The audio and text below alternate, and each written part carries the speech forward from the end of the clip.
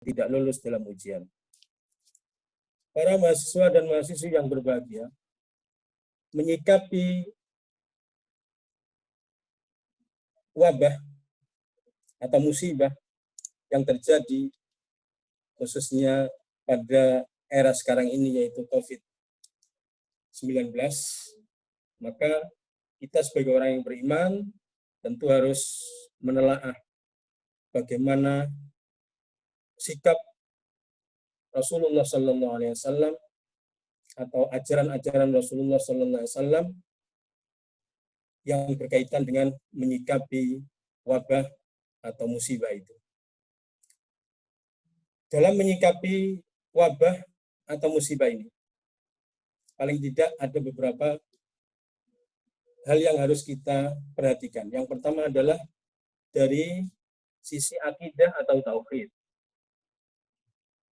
Sebagai orang yang beriman kepada Allah Subhanahu wa taala, kita harus meyakini bahwa segala yang terjadi di dunia ini, baik itu yang baik atau yang buruk, hendak dan takdir Allah Subhanahu wa taala. Ya. Jadi sikap kita yang pertama ditinjau dari segi akidah, kita harus meyakini bahwa apapun yang terjadi di dunia ini, baik itu yang baik atau yang buruk, itu pasti atas kehendak dan takdir Allah Subhanahu wa taala. Sebagaimana percaya kepada takdir, percaya kepada qadar Allah, itu adalah merupakan syarat atau rukun iman yang harus kita imani. Sebagaimana dijelaskan oleh hadisnya Jibril, ketika Jibril datang kepada Rasulullah Sallallahu Alaihi Wasallam dan menanyakan mahwal iman, ya, apakah iman itu ya Rasulullah?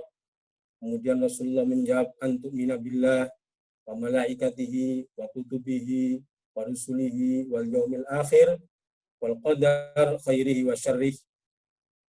Ya, sehingga komponen iman di situ dijelaskan ada 6, percaya kepada Allah, percaya kepada kitab-kitab Allah, malaikat Allah, Rasul Allah, hari akhir, dan yang terakhir adalah percaya kepada Allah, takdir Allah, baik takdir yang baik atau takdir yang jelek.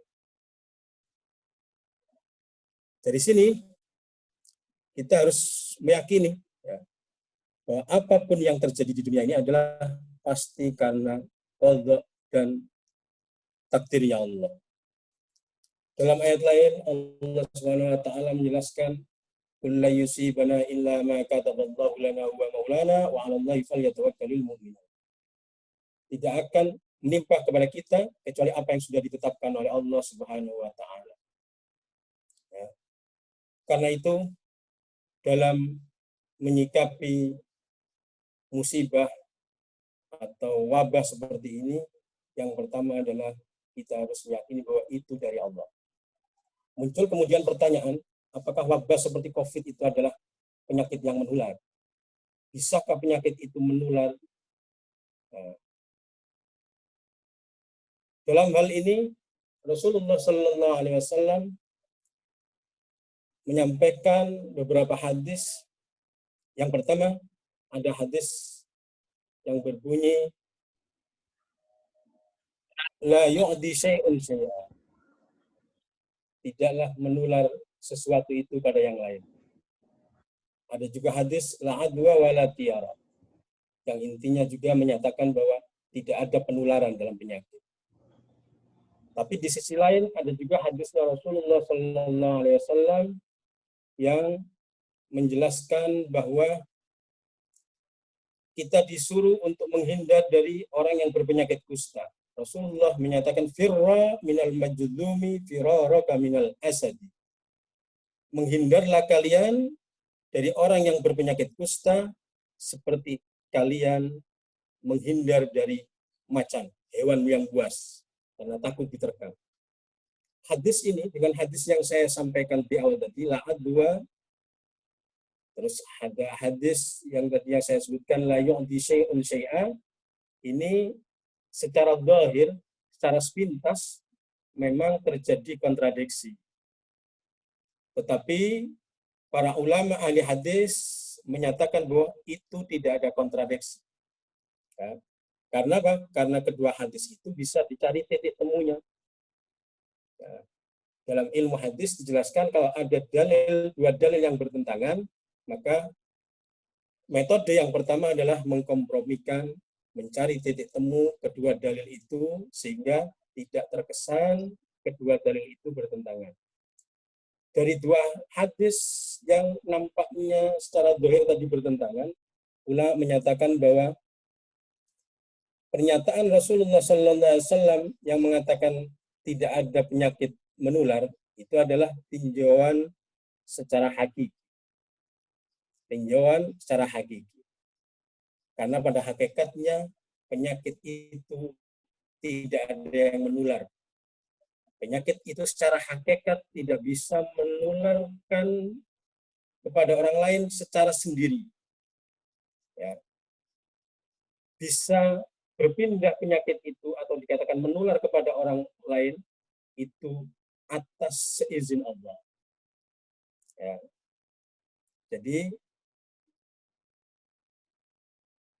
wabah penyakit itu dengan sendirinya tidak bisa menular kepada orang lain. Kalau saya terkena penyakit mata, kemudian karena sampean bergaul dengan saya, sampean kemudian terkena juga penyakit mata, itu bukan berarti virus yang penyebab penyakit mata tadi dengan sendirinya menyebabkan sampean berpenyakitan mata juga. Hal ini bisa kita pahami dari realita kehidupan atau realita sejarah, ya, di mana Nabiullah Ibrahim alaihissalam ketika dibakar oleh Raja Namrud, ya, tapi ternyata api tidak membakar. Karena Allah pada saat itu menghendaki api tidak berfungsi sebagai pembakar. Allah menyatakan, "Qulna ya narukuni bardan wa salaman ala Ibrahim." Nabiullah Ismail alaihissalam ketika disembelih oleh ayahnya, ternyata pedang yang dipakai untuk menyembelih juga tidak berfungsi. Itu menunjukkan bahwa segala sesuatu itu akan berfungsi atas iradah dan izin Allah Subhanahu wa taala. Sehingga bisa dikatakan bahwa virus COVID-19 itu virus COVID-19 dengan sendirinya tidak bisa menular kepada orang lain kalau Allah tidak menghendakinya. Nah, itu sebagai keyakinan kita, keyakinan akidah Ahlussunnah wal Jamaah. Itu maka dua hadis tadi terkesan kontradiksi tidak lagi terjadi kontradiksi. Ya. Jadi pernyataan Rasulullah la adwa wala tiara, tidak ada penularan. Itu ada juga yang mengatakan bahwa itu adalah dalam rangka untuk membantah keyakinan orang-orang jahiliyah yang mengatakan bahwa penyakit itu dengan sendirinya bisa menular kepada orang lain tanpa iradah dan kehendak Allah. Dan ini kalau kita kaitkan dengan firqah di dalam Islam, itu masuk thariqah atau firqah qadariyah yang menafikan takdirnya Allah Subhanahu wa taala. Jadi itu sikap yang pertama yang harus kita ambil dari aspek akidahnya, yaitu kita harus meyakini bahwa apapun itu wabah, apapun itu musibah, itu adalah terjadi karena kehendak dan takdir Allah Subhanahu wa taala.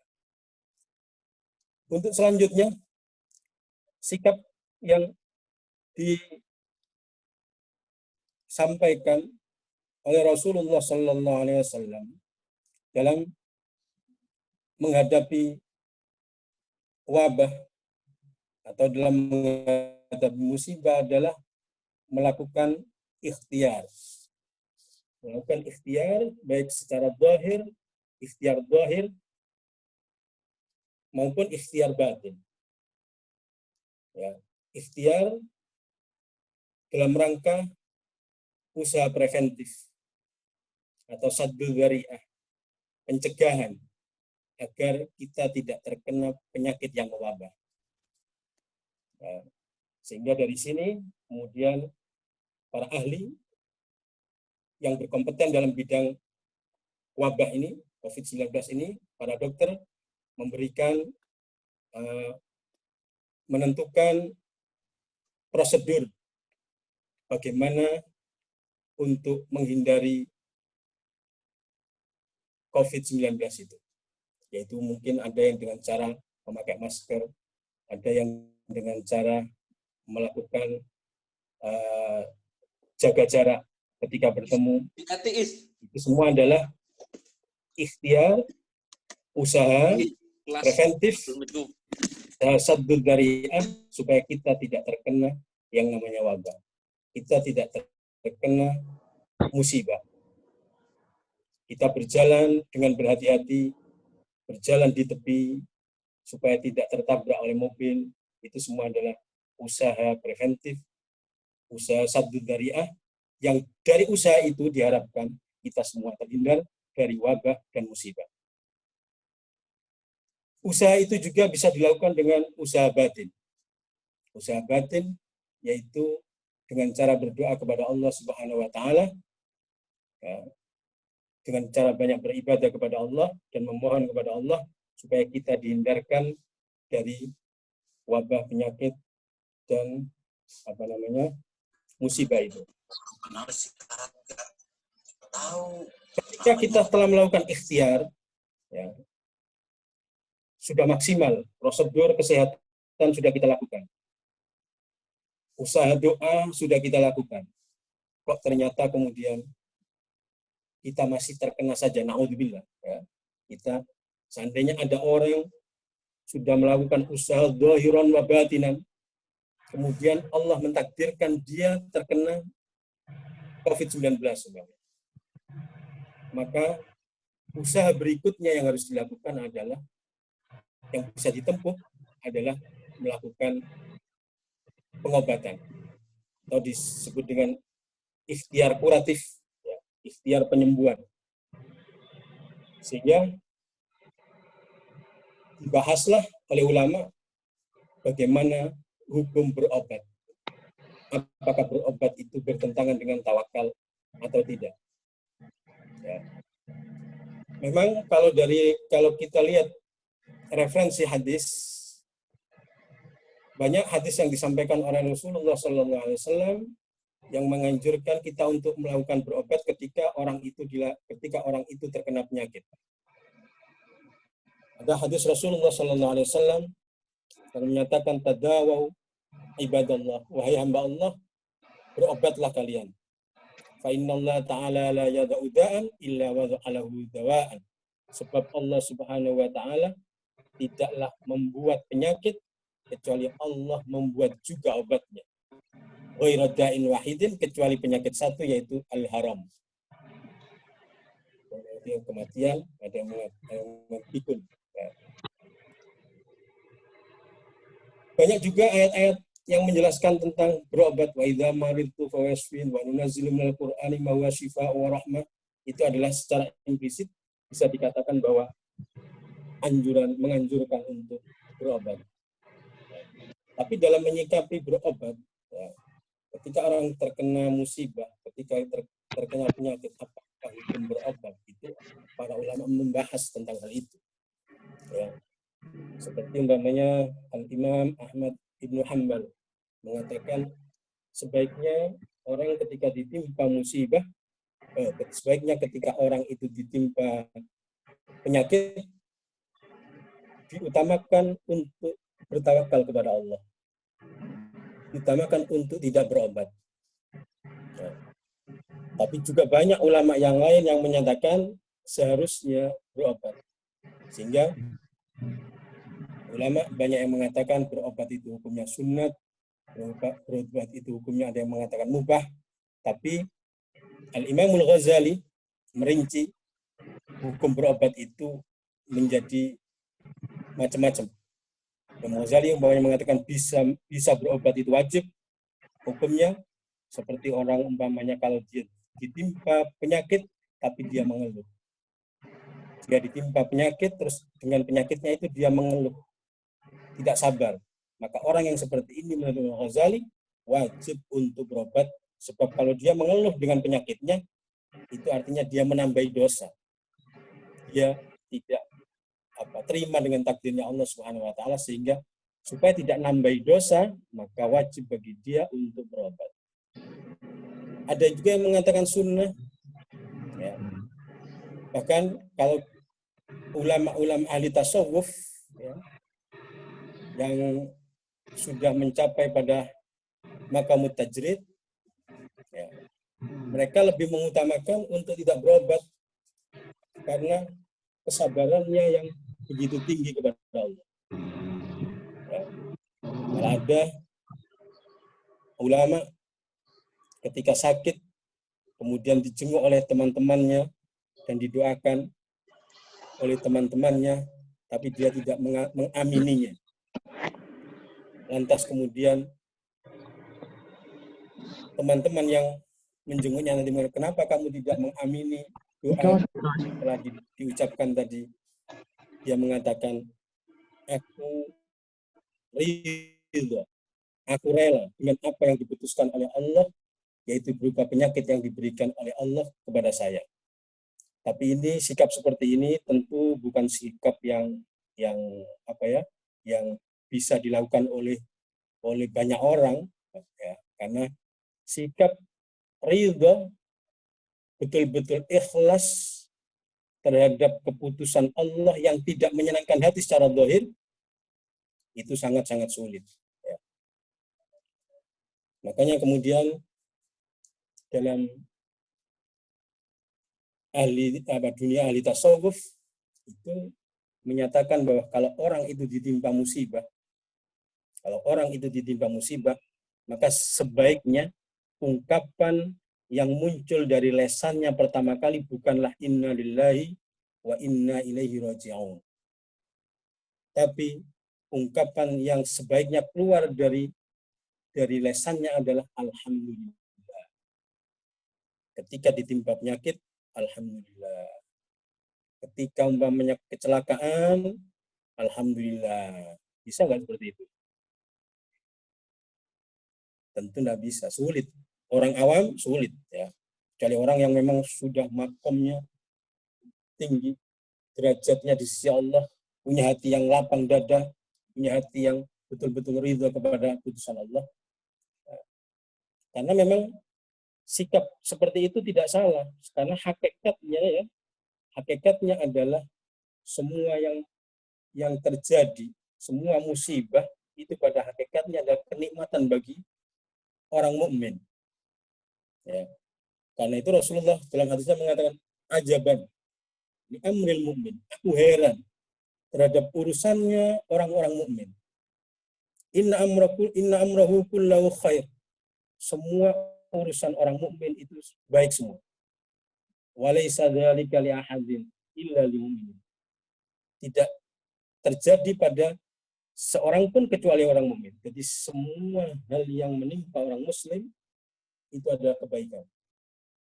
Rasulullah sampai heran itu. Saya heran. Segala urusan orang mukmin, segala yang menimpa orang muslim itu semua kebaikan. Kemudian dijelaskan oleh Rasulullah, apa itu in asabahu sarra syakar, ketika orang mukmin itu ditimpa atau mendapatkan hal-hal yang menyenangkan, maka dia bersyukur. Ketika bersyukur, maka kebaikan yang dia dapatkan. Ketika dia bersyukur, maka pahala yang dia dapatkan. Wa in asabahu dharra, dan jika orang mukmin itu ditimpa hal-hal yang membahayakan, hal-hal yang menyulitkan, hal-hal yang tidak menyenangkan, sabar, maka dia sabar. Ketika dia sabar, fakana khairan lahu. Ketika dia sabar, maka kesabaran itu adalah kebaikan. Kebaikan yang luar biasa, ya. Maka bahkan di dalam Al-Qur'an dijelaskan, innama yuwaffas sabiruna ajrahum bighairi hisab. Allah Subhanahu wa taala memberikan pahala kepada orang-orang yang sabar tanpa hitungan, tak terhingga. Ya, tak terhingga pahalanya orang-orang yang bersabar. Ya. memang bersabar itu adalah sikap yang mulia ya, sikap yang mulia, karena dari kesabaran itu berarti dia menunjukkan betapa relanya dia, betapa ridhonya dia terhadap apa yang diputuskan oleh Allah. Dan sikap sabar ini adalah menjadi konsekuensi dari pernyataan kita sebagai orang mukmin yang menyatakan raditu billahi rabba wa bil islami dina wa bi muhammadin nabiyya wa rasula. Aku ridha, aku rela, aku senang Allah menjadi Tuhanku. Konsekuensi dari pernyataan itu adalah berarti kita harus senang terhadap apa yang diputuskan oleh Allah Subhanahu wa taala, baik keputusan itu tampaknya tidak menyenangkan hati atau menyenangkan hati. Para mahasiswa dan mahasiswi yang berbahagia, yang kami muliakan, selanjutnya sikap berikutnya adalah setelah kita melakukan ikhtiar, melakukan apa tadi, meyakini ya bahwa yang terjadi adalah takdirnya Allah. Terus kemudian sikap yang kedua kita ikhtiar, baik ikhtiar zahir atau ikhtiar batin. Kemudian dari situ saya menjelaskan juga hukumnya berobat. Dan sikap yang ketiga yang perlu diambil adalah setelah ikhtiar adalah tawakal kepada Allah. Pasrah diri kepada Allah. Setelah melakukan usaha yang maksimal, maka pasrah diri kepada Allah. Ya. Pasrah diri kepada Allah tentu harus didahului oleh tawakal. Ya, sebagaimana yang disebutkan dalam hadis, ada orang datang ke masjid ada orang naik kendaraan unta, datang ke masjid, kemudian unta itu dibiarkan begitu saja dan tinggal masuk ke masjid. Akhirnya ditegur oleh Rasulullah, ikat dulu untamu. Nah, terus kemudian dia saya tawakal ya Rasulullah. Bukan itu tawakal. Tawakal itu harus dilaksanakan setelah melakukan prosedur yang seharusnya. Karena semua ada sebabnya. Likulli syai'in sababa fa'atba'a sababa. Allah menyatakan seperti itu. Segala sesuatu ada sebabnya. Dan ikutilah sebab itu. Kalau kita kepingin mempunyai anak, bisa nggak kita nggak kawin kemudian mempunyai anak, diam saja di kamar, terus muncul memiliki anak sendiri? Nggak mungkin. Harus dilalui dengan proses menikah dulu.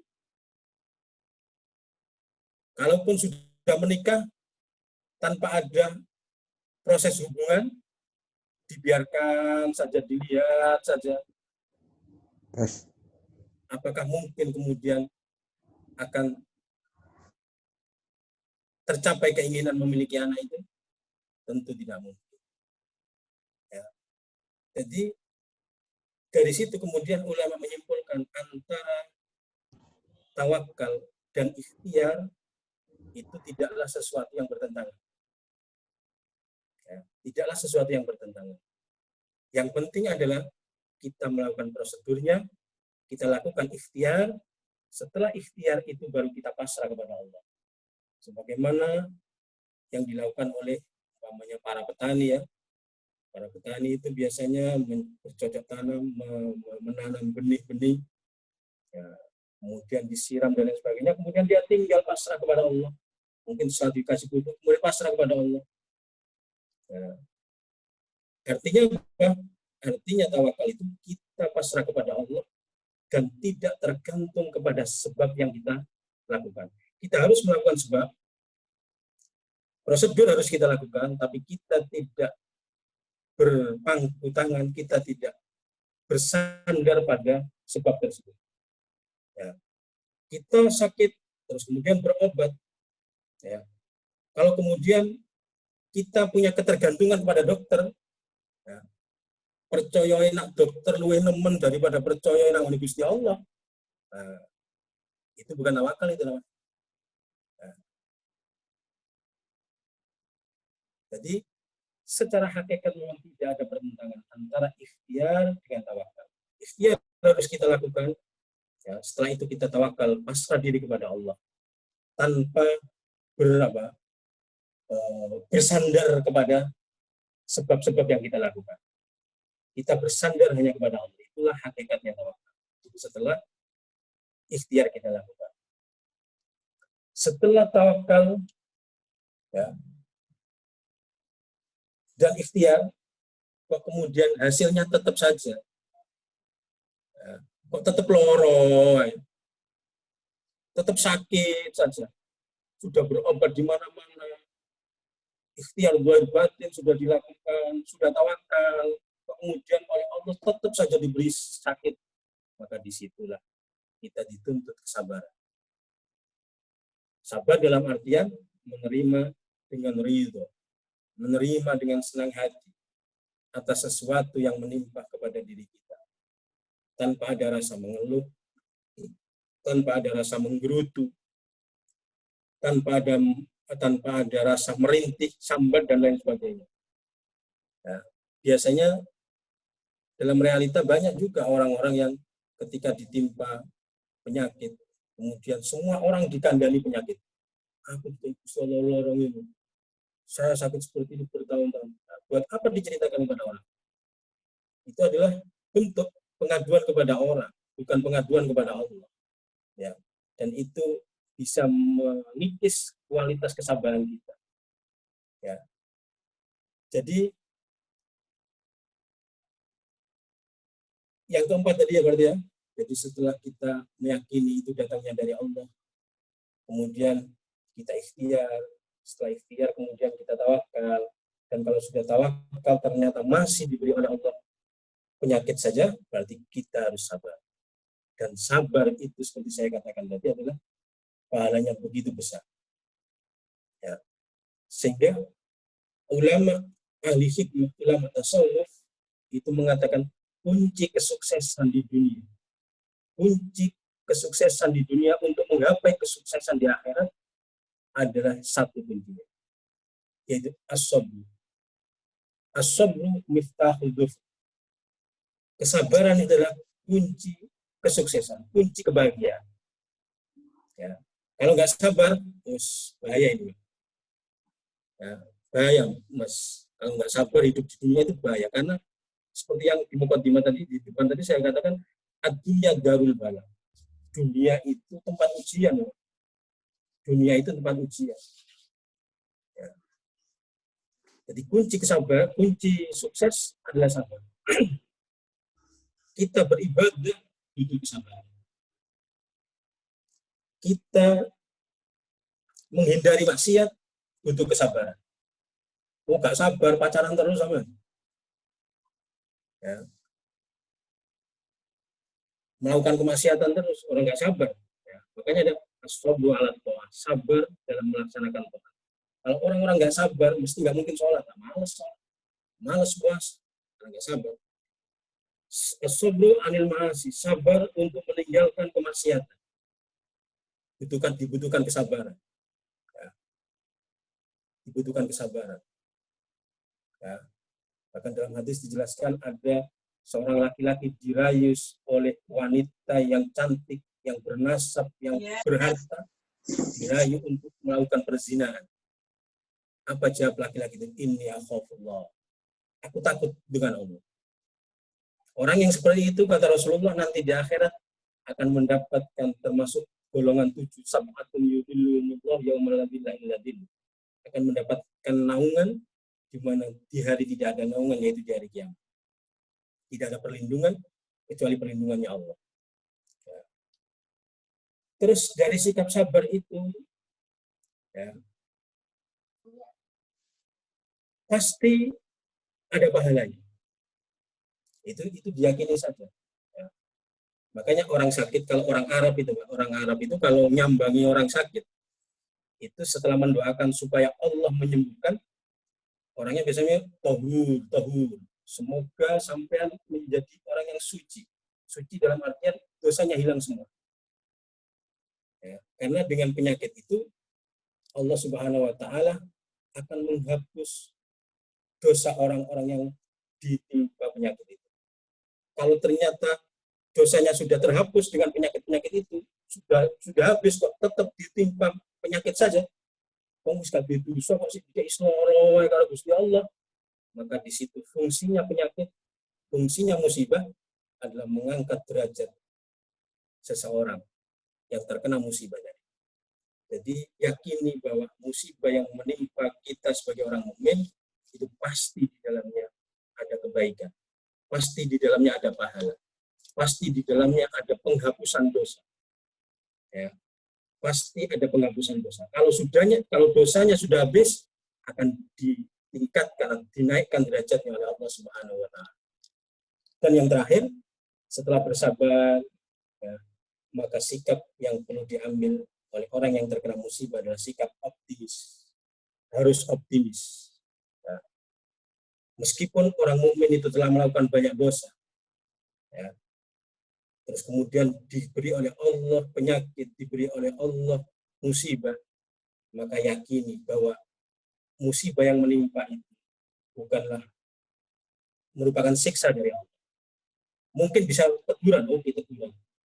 Ya. Tapi jangan dikatakan siksa, bukan siksa bagi orang mukmin yang ditimpa musibah.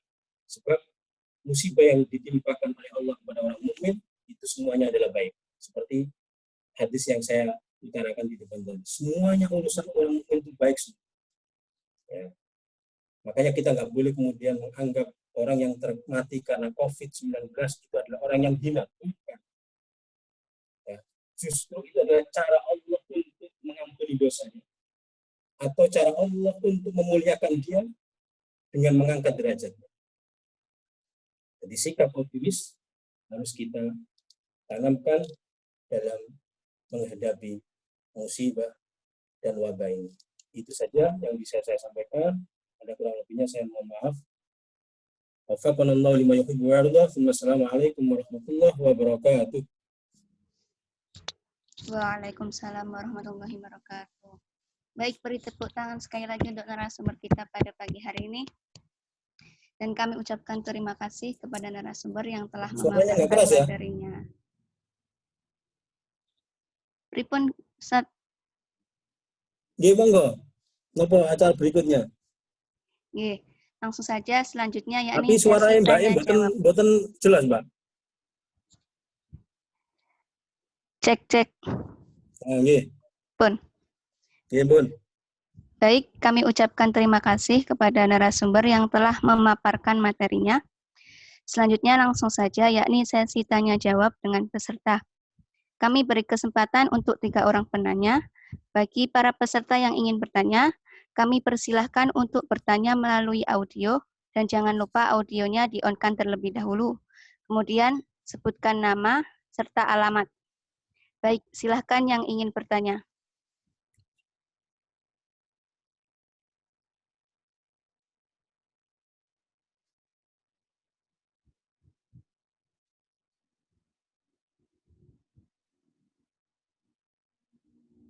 Silahkan yang ingin bertanya bisa di-on-kan audionya.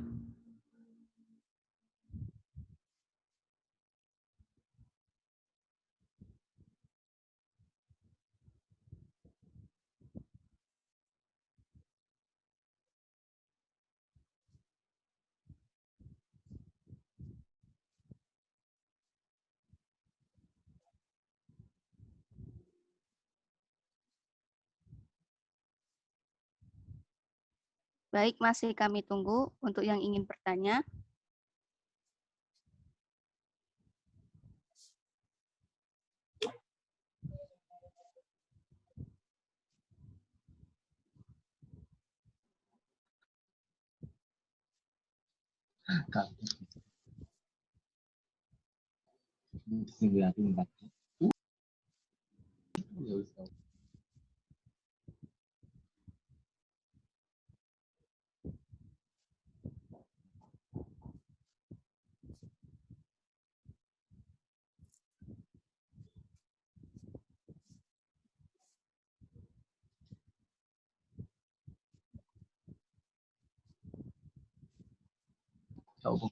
Assalamualaikum, izin bertanya, Kak. Ya, silakan. Saya Muhammad Dinal Fikri dari Lamongan. Saya ingin ini kebaikan dari Allah juga takdir dari Allah, kemudian kematian juga takdir dari Allah, kenapa kita tidak sepenuhnya percaya dengan takdir Allah? Kenapa kita masih berusaha untuk memakai masker, memakai hand sanitizer, dan sebagainya? Kenapa seperti itu? Terima kasih. Baiklah. Ustadz ini langsung dijawab apa nunggu pertanyaan selanjutnya? Monggo. Ecoy terus pundi dijawab langsung apa?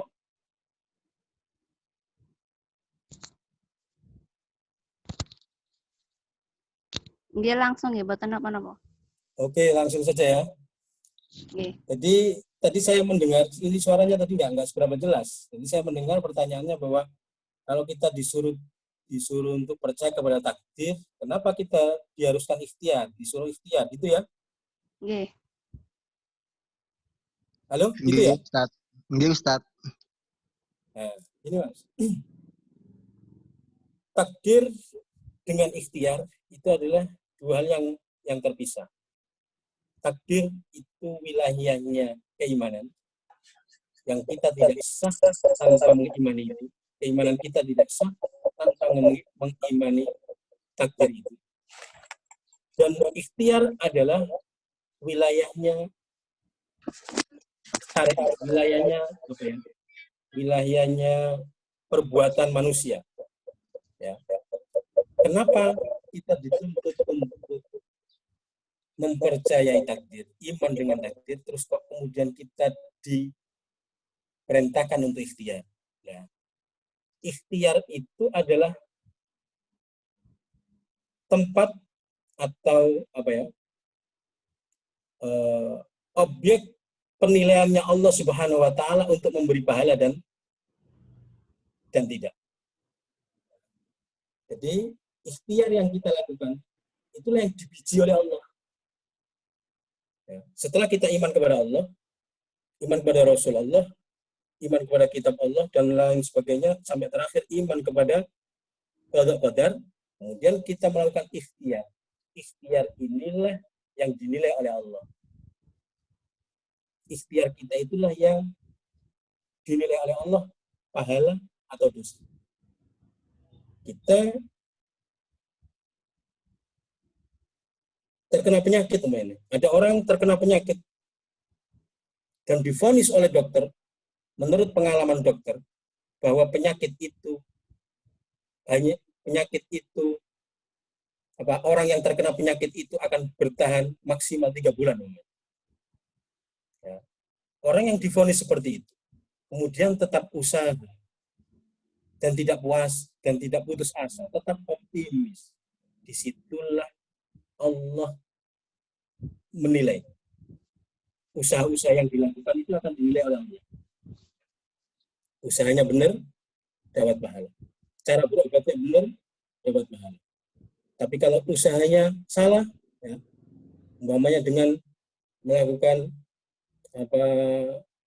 pengobatan yang mengandung keharaman atau melakukan pengobatan yang mengandung kesyirikan mungkin, ya, itu juga dinilai Allah, berarti dosa. Disitulah usaha manusia adalah objek penilaian Allah di situ. Orang ini layak dikasih pahala, apa orang ini layak dikasih dosa. Kalau tidak ikhtiar, ya sudah, berarti nggak ada pahala dan dosa. Makanya Sayyidina Umar alaihissalam, ya, ketika beliau mau dari Madinah mau berangkat ke Syam, ya, terus kemudian di tengah perjalanan diberitahu bahwa di Syam itu sekarang terjadi wabah. Di Syam itu sekarang terjadi wabah. Nah, kemudian pada saat itu Sayyidina Umar bermusyawarah dengan sahabat Muhajirin, bermusyawarah dengan sahabat Ansar. Ya, begitulah. Bermusyawarah dengan sahabat Ansar. Yang akhirnya Sayyidina Umar memutuskan untuk kembali. Akhirnya ada salah seorang sahabat mengkritik, "Ya sahabat Umar, apakah engkau menghindari takdirnya Allah dengan kembali ke Madinah?" Nah, apa jawab Sayyidina Umar? Kita menghindari takdir Allah menuju takdir Allah yang lain. Jadi kembali ke Madinah itu juga takdir Allah. Usaha itu juga takdirnya Allah. Ya. Terus kemudian ada salah seorang sahabat yang pada saat musyawarah itu tidak ikut serta karena dia qadil hajat, datang kepada sahabat Umar yang bermusyawarah dengan para sahabat yang lain tadi. Kemudian sahabat itu menyatakan, saya dalam masalah ini punya ilmu dari Rasulullah.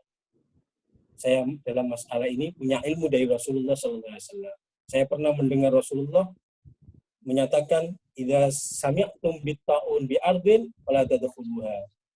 Jika kalian telah mendengar ada wabah taun di suatu tempat, maka jangan masuk di tempat itu. Wa idza waqa'a bi ardin wa antum biha fala takhruju minha. Jika kalian sudah ada di dalam tempat yang terjangkit wabah itu, maka fala takhruju minha, jangan kalian keluar dari tempat itu. Jadi seperti itu, Mas.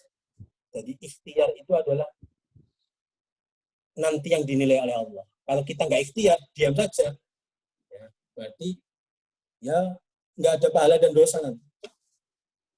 Ya.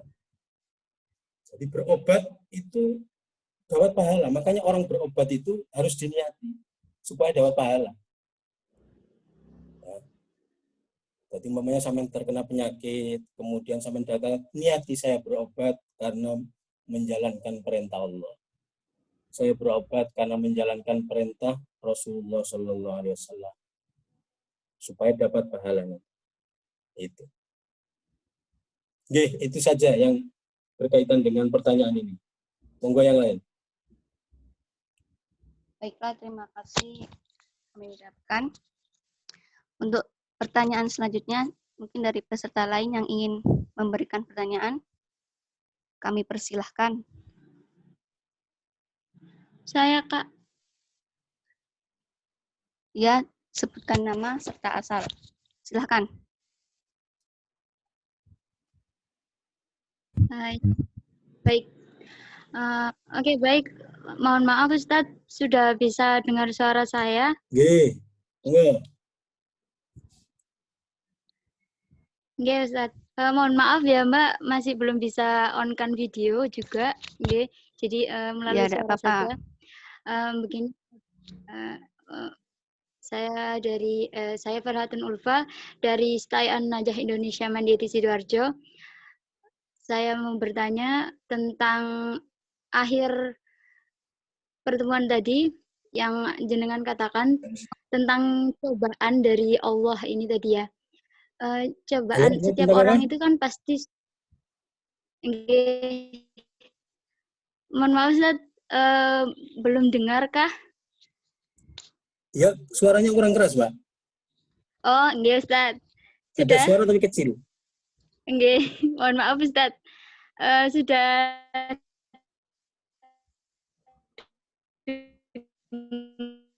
Nggih, monggo. dengar kah Ustaz? Nggih, mohon maaf. Nggih. Lah, untuk pelajaran yang terakhir tentang cobaan dari Allah ini tadi ya. Ada tadi.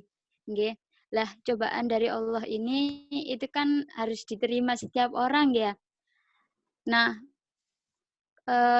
dari saya sendiri, saya baru saja beberapa hari ini habis dapat cobaan yang mungkin berat juga untuk saya. Nah, ini sangat ya gimana ya Ustadz? Maksudnya itu jadi saya itu sampai down gitu loh. Saya juga kuliah itu masih bingung. Saya itu masih linglung karena juga ya itu tadi cobaan dari Allah ini tadi juga cukup berat gitu. Saya habis kecelakaan juga jadi agak syaraf ini masih agak kurang baik juga, tapi harus mengikuti kuliah juga. Nah, ini nih. Ketika ini saya itu sangat down, Ustadz. Jadi bagaimana kita itu bisa menumbuhkan semangat kita lagi dan juga bisa berikhtiar kepada Allah kembali gitu Ustaz. Soalnya ya itu tadi karena saking sudah merosotnya itu tadi karena cobaan ini tadi. Nggih. Terima kasih Ustaz. Mungkin bisa dipahami, Ustadz? Nggih. Terima Nggih, kasih Ustadz. Pak Maaf ya, Rihatul tadi saya Ustaz. dekatkan HP saya karena memang suaranya yang saya dengar itu kurang. Ya ada suara tapi pelan gitu. Oh, nggih, Ustadz. Mohon Memang begini maaf. Mbak ya. Jadi memang naluri manusia, watak manusia itu kalau ditimpa musibah dia akan down. Ya. Dia akan down. Itu secara umum manusia memang seperti itu. Tapi untuk menumbuhkan semangat lagi ya, supaya tidak berkelanjutan dalam kesedihan, supaya tidak berkelanjutan dalam kesusahan ya, yang akhirnya melumpuhkan kegiatan kita, itu juga tidak baik ya. Tadi kita harus tadi terakhir adalah sikap optimis tadi. Sikap optimis tadi harus kita tumbuhkan. Nah, bagaimana sikap optimis ini muncul? Ya, dengan satu sikap yakin ya, bahwa Allah itu menguji hamba-hambanya yang dicintai. Ya. Idza ahabballahu 'abdan ibtalahu. Kalau Allah mencintai seorang hamba, maka Allah akan menguji hamba itu. Ya. Jadi sampai yakini bahwa musibah yang diberikan oleh Allah ini adalah bentuk kasih sayang Allah kepada saya. Diambil hikmahnya. Mungkin kalau saya tidak ditimpa musibah ini, saya tambah jadi orang yang enggak benar. Saya tambah jadi orang yang bejat. Saya tambah jadi orang yang begini. Walhasil dicari sikap optimisnya. Cari hikmahnya. Ya. Banyak Mbak, ya, ini banyak sekali orang-orang yang asalnya lalai dengan Allah. Ya. Atau mungkin sudah ingat pada Allah, tapi tetap diberi oleh Allah musibah. Supaya tambah mengingat Allah. Itu adalah bentuk kasih sayang Allah. Makanya sampean kalau baca-baca kitab tasawuf ya, di sana dijelaskan bahwa orang yang paling banyak diuji oleh Allah adalah para nabi. Bukan manusia biasa. Para nabi itu level keimanannya derajat nomor 1. Level ketakwaannya derajat nomor 1. Tapi oleh Allah ujiannya paling nomor 1. Ya. Ujiannya paling nomor 1. Jadi, ketika kita mengetahui seperti itu, maka akan timbul optimis ya, dalam diri kita. Terus sikap optimis itu juga bisa ditimbulkan dari keyakinan kita bahwa di balik musibah itu pasti ada hikmah, pasti ada pahala. Kalau sabar ya, tentu kalau sabar itu. Tentu kalau sabar. Ya. Dan kita juga harus mengetahui bahwa berputus asa itu adalah sikap yang enggak baik. Ya. La taqnatu mir rahmatillah. Janganlah kalian berputus asa dengan rahmatnya Allah. Ya. Makanya sampai seandainya orang itu ahli maksiat ya. Seandainya orang itu ahli maksiat terus menjelang matinya. Dia sakit. Ya. Tidak boleh orang seperti ini kemudian pesimis kepada Allah. Dosaku sudah banyak. Masa bisa aku diampuni oleh Allah? Begitu kemaksiatan yang sudah aku lakukan sepanjang hidupku, apakah bisa aku diampuni oleh Allah? Tidak boleh punya sikap seperti itu. Ya. Harus bersikap, ya Allah, meskipun dosaku banyak, tapi saya yakin maghfiramu, ampunanmu lebih luas. Dalam kondisi sakit yang menjelang mati seperti itu adalah sikap-sikap optimis yang harus Yang harus dibangun. Sama dengan orang yang ditimpa musibah, supaya tidak berkelanjutan dalam kesusahan, kesedihan, ya, harus sikap optimis tadi seperti yang saya terangkan di awal tadi. Ya. Jadi memang ya perlu baca sejarah-sejarah ulama yang diuji oleh Allah.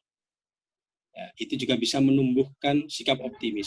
Sejarahnya Nabi Ayub, sejarahnya Nabi Muhammad dalam berdakwah bagaimana ya dimusuhi oleh orang-orang kafir, bagaimana kita baca-baca hal-hal yang seperti itu akan menumbuhkan sikap optimisme. Ya. Saya kira itu. Terima kasih. Baik, Oke, terima kasih Ustaz. Terima kasih juga kepada Mbak Farihatun Ulfa yang telah Ya, memberikan monggo. Terserah. pertanyaan. Selanjutnya untuk pertanyaan ketiga dari peserta lain kami persilahkan.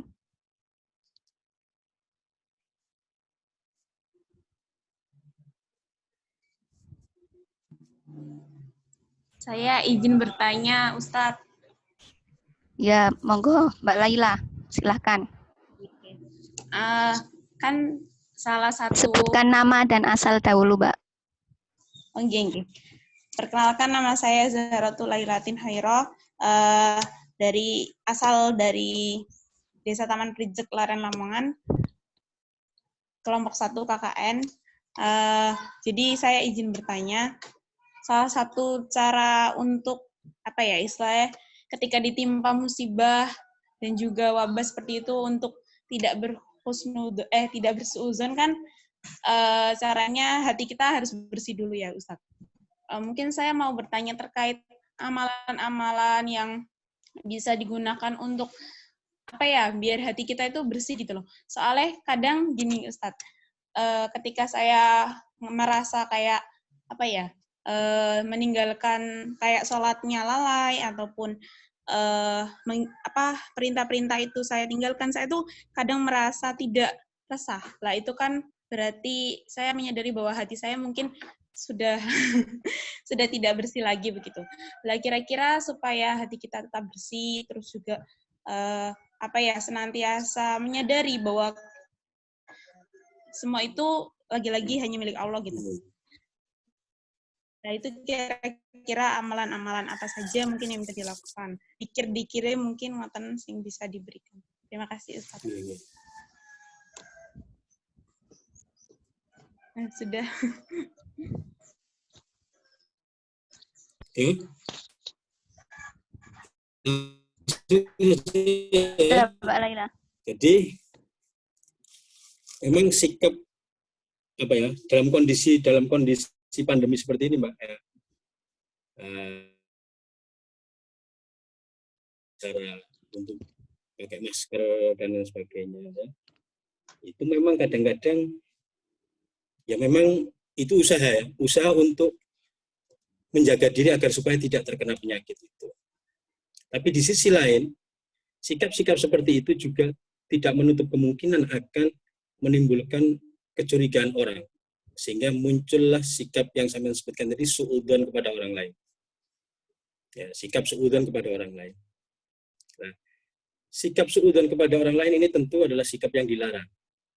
Ya, sikap yang dilarang oleh Allah. Oleh Allah, itu harus ditinggalkan sampai kapan ditinggalkan? Ya sampai kita mati. Itu sebagai muqaddimah ya. Karena ketika kita sudah berusaha untuk membersihkan hati dengan cara apa? Dengan cara apa?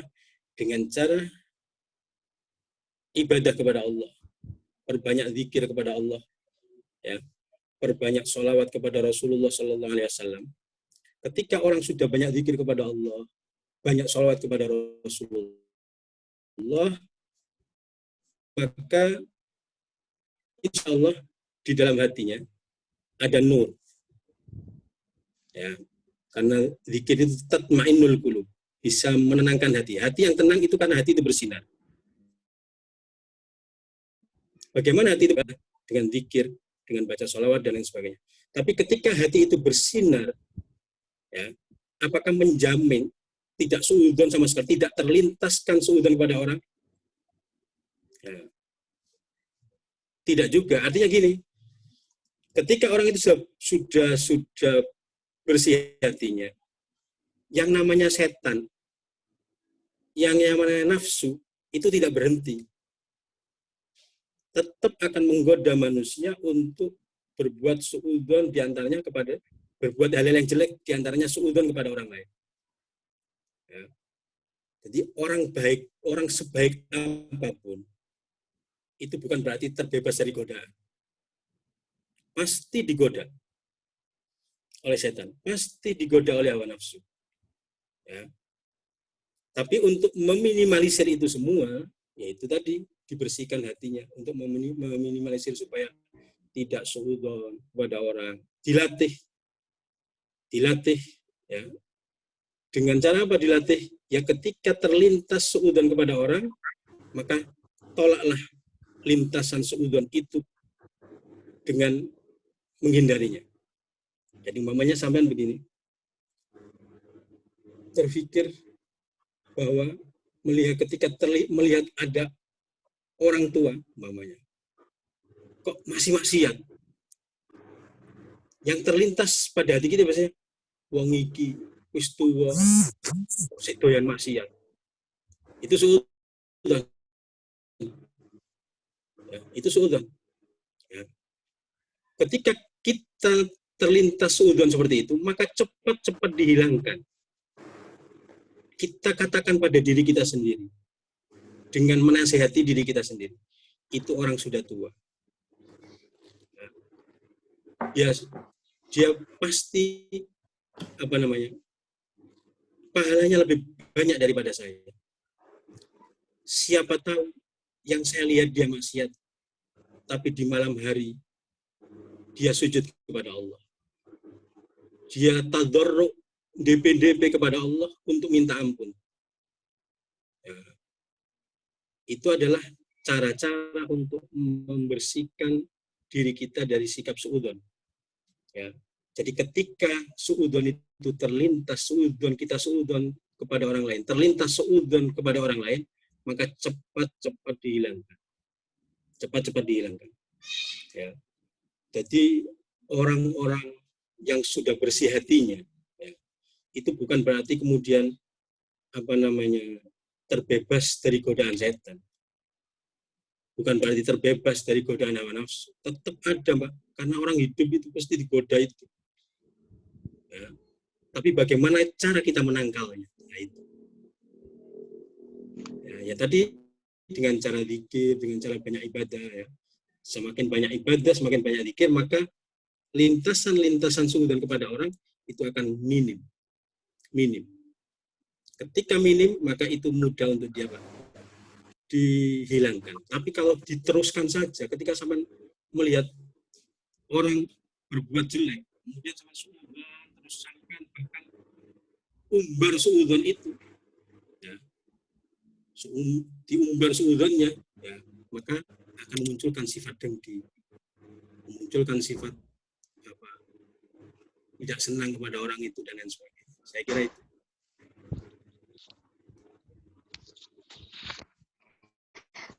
Baiklah, terima kasih. Sekali lagi kami ucapkan. Alhamdulillah 3 pertanyaan telah terjawab semua dengan jelas. Sekali lagi kita ucapkan terima kasih kepada narasumber webinar kita pada pagi hari ini, Bapak Kiai Haji Ahmad Lebabul Khatib, LCMHI, yang sudah berbagi ilmunya kepada kita semua. Semoga webinar Maulid Nabi pada hari ini memberikan banyak manfaat kepada kita semua. Amin. Amin ya Rabbal Alamin.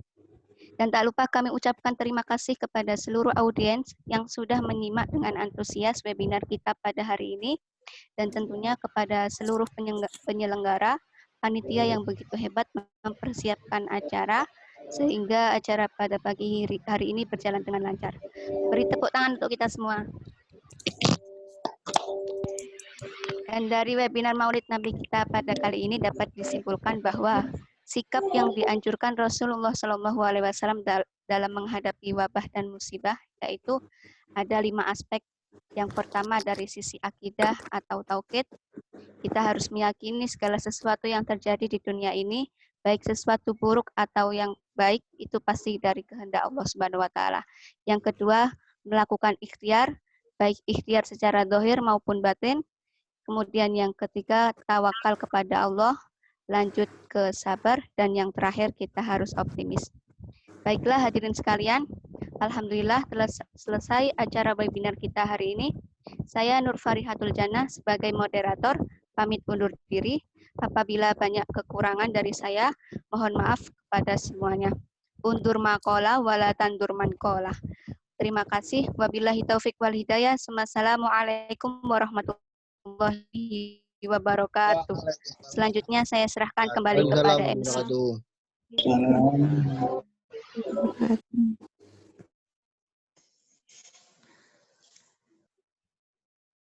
Baik, terima kasih untuk moderator kita, Mbak Farihatul Jannah, yang sudah memandu jalannya acara webinar tadi dengan sangat baik. Terima kasih juga telah menyerahkan kembali kepada saya. Baik, untuk selanjutnya, karena acara kembali saya ambil alih, marilah acara webinar Maulid Nabi dengan tema resep Rasulullah Sallallahu Alaihi Wasallam dalam menghadapi wabah dan musibah kali ini kita tutup dengan bacaan hamdalah bersama-sama. Alhamdulillahirobbilalamin. Saya mohon undur diri. Semoga Ustaz, terima kasih banyak Ustaz. terima kasih Ustaz. Ya, semoga acara pada pagi hari ini dapat membawa keberkahan kepada kita semua, membawa manfaat dan juga dapat bermanfaat kembali kepada orang lain. Amin. Akhir kata, saya sebagai Master of Ceremony pada pagi hari ini dan juga sekaligus mewakili seluruh panitia kelompok 1 KKN reguler dari Rumah ke-75 UIN Wali Songo Semarang, memohon maaf yang sebesar-besarnya jika banyak salah kata, kekurangan secara teks kita pagi hari ini. Kami mohon maaf yang sebesar-besarnya. Akhirul kalam, wallahu muwaffiq ila aqwamit thoriq. Assalamualaikum warahmatullahi wabarakatuh. Waalaikumsalam warahmatullahi wabarakatuh. Untuk seluruh peserta webinar bisa mengisi absensi kehadiran karena nantinya akan digunakan untuk berhubungan dengan pengiriman sertifikat ya. Dan untuk selanjutnya kita adakan sesi foto bersama secara online. Jadi silakan kameranya di-on-kan. Mungkin yang belum memakai kerudung bisa memakai kerudung. Yang mau perbaiki diri terlebih dahulu bisa diperbaiki. Silakan kameranya bisa di-on-kan. Untuk yang bertugas bisa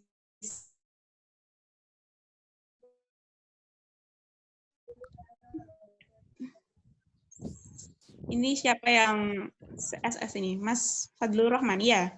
Ya. Gus Fadil. Siap semua belum?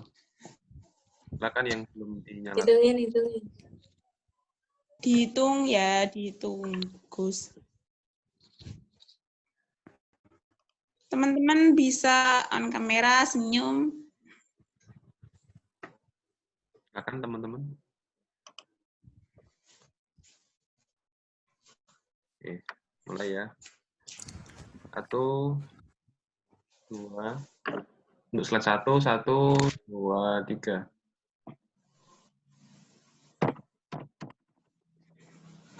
Senyum aja.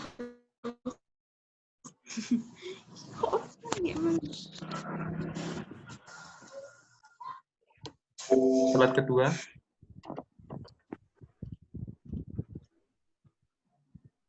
1, 2, 3. Sudah. Terima kasih seluruhnya. Sudah.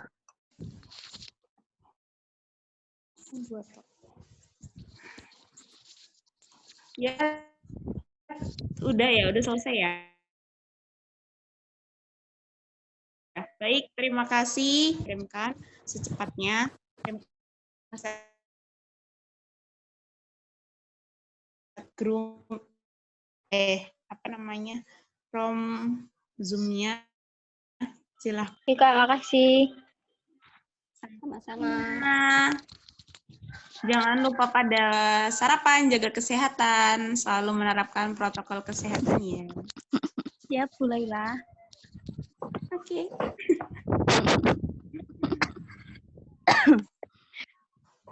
Ayo KKN yuk, foto yuk. Mungkin yang mau mencari jodoh kan itu benefitnya bisa mencari jodoh jika Anda beruntung. Mau kenalan-kenalan dulu sama peserta KKN, boleh. Banyak yang jomblo. Oh, hampir jomblo semua. Ayo foto bareng KKN. Anggota KKN yuk foto yuk. Ya, Who is ya. on? Di liane. Geng paciran di geng paciran. Serius legori. Mau mati yo kameraku yo. Pasti awal-awal.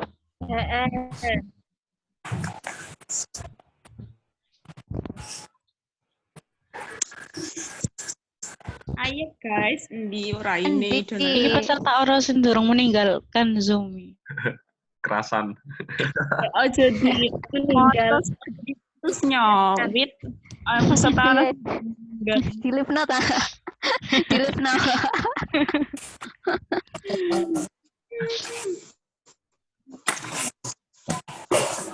Nih, paket nih. ya Sophia Moderasi agama ada kendala. Moderasi agama apa kabar? ngomongin si Zizi Lupa.